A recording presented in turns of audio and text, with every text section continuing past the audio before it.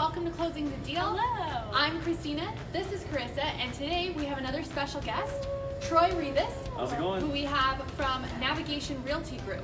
So, you might have noticed we're in a different place today, and we are actually at Cantina CrossFit, which is awesome, and right next to Home Authority. So, we're here to interview Troy, and we have some questions about how he's running his business. Yes. Thank you so much for You're being welcome. here Yes, with thank us. you. We're super stoked. We have enjoyed working with you and just you're Yeah. awesome and wanted just to pick your brain just about lots of stuff in general. Okay, yeah, I'll do that. But let's start a little bit with like your backstory. So when did you get started? Like how old were you? Why did you get started? What was your journey into the real estate realm? So, when I got into real estate, I know exactly. I opened the wardrobe and walked right through, and I've been in real estate for about 6 years. Been licensed. This is going on my 5th year, so January will be my 5th year licensed agent. 5 years, I'm doing the math. So it was my late 20s, I'll say that. It was my late 20s I got into real estate. So prior to, I was a youth pastor, and I was in the youth ministry and doing all that stuff like that. And then there were just some differences with the church and I stepped aside from that, and I really was like, what do I do? My background's been in ministry, my degrees were in ministry, so I'm like, I can't just like, hey guys, I know about the Bible, can you hire me? I knew John. John and I, we ran marathons and stuff prior to when I was in ministry with the same church and everything. John Saborn is the owner of Qualifying Broker of Home Authority. And one day he said, hey, let's grab breakfast. So I was I had a scooter, a little moped, and I went from the valley all the way up to the heights. We went to breakfast, and then we talked about real estate. And I was like, sure, because there was really not much going on. And I took the classes, passed the tests, and the rest is kind of history. That's awesome. Yeah. Learning something new. That's why I wanted Yeah. to just talk with you because I'm like, what can we learn? Yeah. So you said you started in your late 20s? Yes, late 20s. Did you have did you run into any issues with being young and trying to sell homes? Was there any issues with that? You know what? I don't think so. And I think in real estate, because there's a lot of brokers that have started younger. There's a lot of brokers on my team that are a whole lot younger. They're in their early to mid 20s. And I don't think so. I think it's more so of a trust base. Of course, when you first start out, it's your friends and family and people that you know. And then from there, you kind of build a reputation and then kind of go from there. So if you're young out there, don't be alarmed. I think you'll be fine. Yeah. It can definitely be intimidating when you're young and you feel like you're inexperienced, but like you said, it's building trust and just having the Exactly. confidence that you know what you're doing. Yeah. So what were your goals when you had this lunch or breakfast? Hopefully hash browns were involved. I love my hash browns. Bacon. Carissa's about hash browns lately. Apparently. So what That's why were we're the kind of- CrossFit gym. So what were some of your goals initially kind of jumping into real estate? My goals, was like have an income, because I was like, well, what's next? Right. But no, it really just kind of, I think it started slowly evolving, because real estate was, in a lot of people's minds, like, oh, I'm going to make all this money, but then they don't understand the ins and outs of it. And then I started, I think, based on my career background being a youth pastor, it was always there to help people. And then I realized that that's what we are. We're here servicing and helping people achieve a goal of some sort, buying, selling, etc. And I think my goal was, of course, you have to make a living. And I think that's a big misconception is we're a bunch of money-hungry people that, no, we have to make a living, and this business is tough, where I think it's justified in what we make. But at the same time, I wanted to step above that and be truly, which a lot of agents are, that help to people. So I think that was kind of the initial goal was I gotta live, and then it started evolving more. So yes, I am going to live on this, but I need to also learn how to better service my clients. So we talked a little bit, you're with the NAV team. Yes. This is your team, Yes, correct? myself and Monica Roberts, we're both kind of co on this team. We started this, I don't know if this is your question, is this leading the question? Okay. But we started this she was at a different company, and we started feeding back off each other. Like she had a buyer for my listing, and yeah, exactly. And then I used her husband, he's a lender, for a couple of deals, so we always had a kind of a connection in a sense. And we kind of were just talking like, what if we start something? What if we start a team that's not just every other real estate team? I'm not saying real estate teams are bad, but we saw kind of the climate of real estate in general. Meaning there's a lot of factions out there. We talked about this on a panel with people trying to get rid of us as an agent, as our job, and to show the public, hey, this is for new agents and seasoned agents, that we be above reproach, be very serviceable, and to have that confidence in the public side, like this is how a realtor is supposed to be, so that the online automated stuff, there's nothing automated about real estate or even lending, won't really kind of take us away. So really kind of be that focal point of this is who we are and this is why we feel like we're important in our community. I feel like it's hard to take away, like, you guys when it's such an emotional, buying your first home, or like maybe your parent passed away, like it's emotional, it's hard. Yeah, don't people say this is like one of the most stressful things, like events that happen in people's lives? You know, it really is. I was on one of my friends, his podcast as a guest, and he talked about that buying a house was as stressful as having a baby.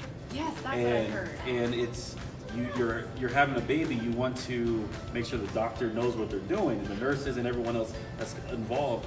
And I think real estate's the same way. You don't want to go in. Yes, there's going to be curveballs and things that happen, but there's nothing automated about it. Everything is different. Yes, the end goal is the same. The baby's delivered, yay! But there could be complications through. Hopefully not so. But that's why us as realtors, title companies, lenders, inspectors, appraisers, we all kind of work together in a way to make sure it's as less rocky. There's going to be bumpy parts. As smooth as possible. Smooth as possible. And yeah, exactly. And so I think that the emotion behind it, the ins and outs. Anything can happen at any moment, at any time. You get that one phone call, and you're like, well, that just changed a lot of things. And so if it's just an email that says, hey, sorry, you qualify, or you fell through, or the buyer's not accepting this, or then there's nothing you really can pull the heartstrings. I have my buyers a lot of times write a letter with their offer, reasoning why they want to offer this house, because our family, because of whatever the case is. And you send that to John, somewhat in Salt Lake City behind a computer, he's gonna be like, oh, that's cool, and push it aside. There's no human connection there. Thinking about I that, know. geez.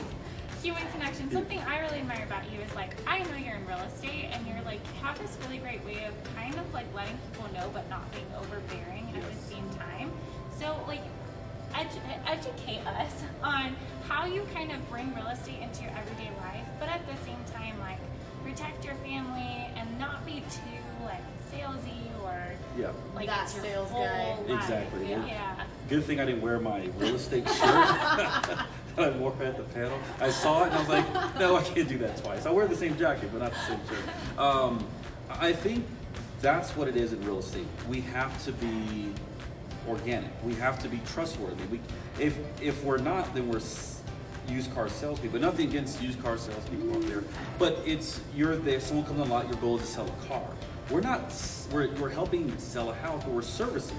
We're providing a service. We're servicing from point A to point B, and I think I don't change. I'm not going to change for someone. I even had people close to me recently like, oh, you're just in it for the money, or you're just in it for this. I'm like, well, I'm not, and I'm sorry you feel that way, but I know the reason why I'm in this, and I don't feel like I have to present myself. I'm a realtor, use me.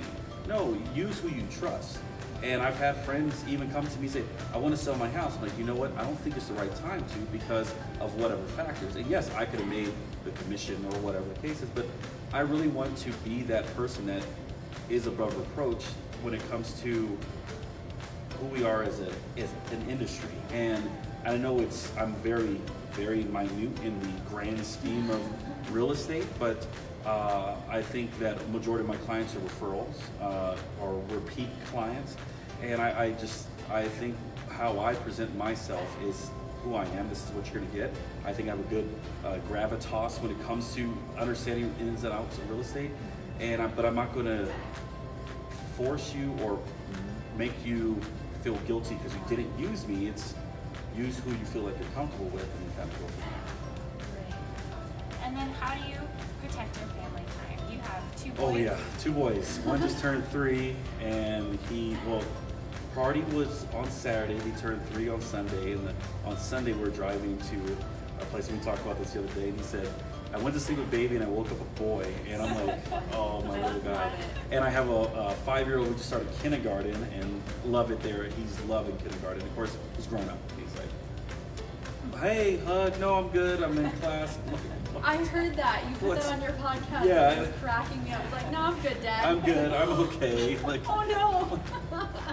all right, good. We Let's just see. gave you one. Exactly. It's But fine. You're 5 now. you know You've what? got it figured out. And I probably need to do a better job, to be real, to be honest. I know the hard thing with real estate is everyone's off on the weekends except for us. We get half of That's Christmas your hustle off, time. and that we don't know which half it is. It's like mid-present, you got to go. Like it's, but at the same time, I like to block, like this weekend, blocking the weekend off, and I think if you build up a rapport with your clients, then they understand. Okay, it's not just me. They understand I have a family. They understand my family life, and that's important. That's my first importance, is that. And of course, yes, I have to make a living, but I still have to be a partner, be a dad, etc. I think that's the first part. And the second part is involving your family in your business and letting them know. I think Monica touched on this on the podcast, but involving them. Yes, my kids are little, but I'll take them with me to a show. And I took Camden to a showing the other day, and he was the one turning on the lights for me, and he'll turn them off, and he checked the doors, and it's just really kind of involving into the misconception of you have to have a family, home life, and a work life. But if you can evolve them together, then I think that really helps things out. And I still need to do a better job of kind of delegating my time, etc., home and at work. But at the same time, I think I'm getting to at least finding a sweet spot when it comes to that. Yeah, love it. But we have just a little bit more for you. Okay, yeah, no problem.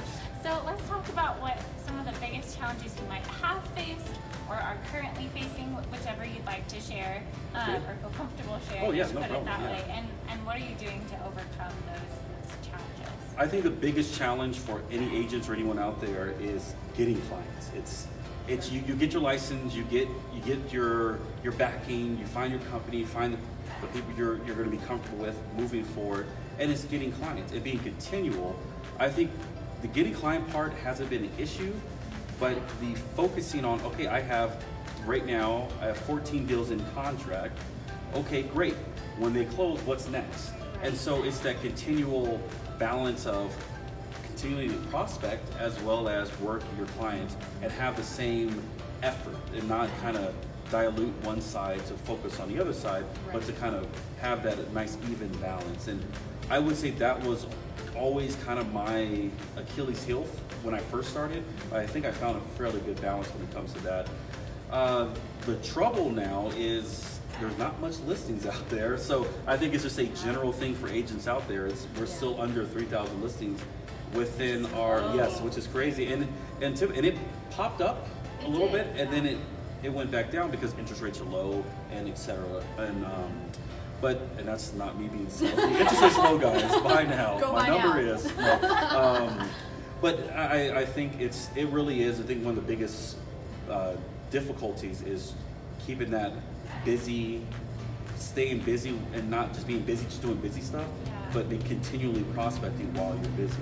Because we're hitting the cold months, the weather, and in sales. Usually it slows down because people are ready for the holidays, etc. And then the holidays are over, and like, I don't want to do anything. It's 2020 now. Oh gosh, and so it's just crazy. It's like about to happen. This year has gone by. The older you get, it flies by too fast, and it's like slow down. Yeah. I remember kids were like, oh, I can't wait for Christmas. Now you're like, oh man. Oh, it's here again. And it's not even like Christmas. Like that means I'm gonna be another year older because 20. Yeah. Anyway. We all do it. Exactly. But I think it really is staying continual in my prospecting while I'm busy. To be fair with that, this is what we kind of always tell people for marketing is I think it's kind of a struggle for everyone as far as realtors go, because when, like you said, when you are so busy, it's easy to put it on the back burner. Like, well, I have 14 things in contract right now, and it's easy to not think about that marketing. So it's just kind of always finding that balance. Well, yeah, and that I think even the tough part is when you have 6 ORWs at one day and they're all due back the same day, and you're like, oh my gosh, how many sewer lines, how many termite treatments. But yeah, it's good because I have a nice daily kind of routine, and I think if you find a routine that's you focus on, okay, an hour block, I'm going to focus on prospecting people I haven't touched before. Another hour, referrals or follow-ups on people I have touched, open houses or whatever the case is, and then work on my deals that I have going on now, and then kind of go from there. And that's awesome. And then I find a time to slowly kind of meditate if it's in my car for like, if it's 5 minutes. To keep that sanity. Just keep the sanity, keep just, and then it's not just for myself, it's so if a curveball happens, which happens a lot in this industry, and a client calls frustrated about something, that I'm more proactive than reactive in my mindset, instead of like, oh my gosh, let me help you out, let me figure out, and then I get flustered and then the energy's not there, but I'm like, okay, I'm calm, let's figure this out, and we'll kind of move forward from there. So yeah, that's kind of it's important. Yes, it is, yes. Clients, if they think you're flustered, they're going to freak out. Yes. So and I tell all my new agents, don't overcomplicate it. It's not rocket science, but tell them, even if you don't have the answer, let me figure this out and let me get back to you. Right. And with a calm manner, because if you're frustrated, then they're thinking They feed on that. apocalypse now, it's all over with, and yeah. Awesome. Practical tips too, like Yes. blocking out time and like mental health and like so many important things Yes. with any business, right? But Exactly. like especially when your schedule's going crazy and some kind of structure in a business where there's not that much 9 to 5 kind of structure. I think that's 9 to 5. awesome. Big one for that, everyone. So, okay, so you have your podcast. Yes. If somebody wants to continue to learn from you or just to get to know you better, how can they find you? What's the name of your podcast? Where are you on? All that Okay, good stuff. I guess I could tell you guys since you know about that. So it's Navigate with Troy Rivas. So pretty simple, kind of similar to my group name. I'm on Apple, Google, Spotify, everywhere there's a podcast. It's based off Anchor, so you go anchor.fm podcast or whatever. But any podcast, you can just put my name, Troy Rivas. I'm probably the only one out there that has a podcast. And then it's Navigate with Troy Rivas. And we have 3 episodes up right now. We're working on the 4th one, and yeah, so that's where you can find me. Yeah, we're excited that you have a podcast going. We definitely want to root that on. Yes. It's really awesome. We're proud of you. Thank you very much. Thank you. And these gals are great. Stuart Title, I love these gals. These gals are great. You guys have transcended what title companies are doing. I enjoy it a lot. Oh, thank you. That's great. Well, thank you so much You're for being welcome. here, Yes. for your knowledge and the truth bombs that you were dropping. Hopefully that's blew somebody's mind and you can take it and run with it, find that structure. I know, right? The mullets come back, back here.